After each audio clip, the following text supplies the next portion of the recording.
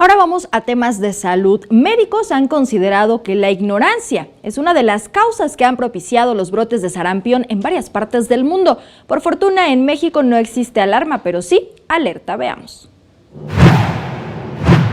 Datos de la Secretaría de Salud revelan que de 2000 a 2019 en México se identificaron 185 casos importados de sarampión. A la cifra se sumaron 5 casos identificados por el Sistema Nacional de Vigilancia Epidemiológica en 2018, 1 en Baja California, 3 en la Ciudad de México y 1 en Veracruz. En lo que va de 2019, únicamente se ha reportado un caso en el estado de Nuevo León.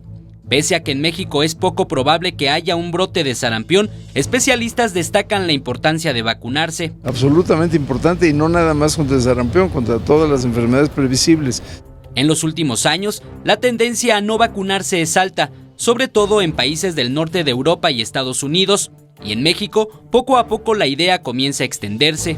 Pero creo que sí se tiene que hacer una campaña de prevención de vacunas, pero tienen que estar muy bien estudiadas, porque también las vacunas van cambiando según van cambiando la sociedad. Entonces, antes se necesitaban unas que ahora no se necesitan. La comunidad médica recomienda no adoptar esta medida que podría generar fatales consecuencias. El sarampión no es una enfermedad tan inocua, produce mortalidad y puede dejar secuelas. Entonces yo creo que no vacunar a los niños es como una manifestación de ignorancia nada más, ¿no? El llamado lo hacen también personas que tuvieron la oportunidad de vacunarse hace muchos años y que confían plenamente en la medida sanitaria. Sí deben de proteger a los niños, porque pues es muy duro. Yo creo que ahora, si antes era difícil, ahora es peor.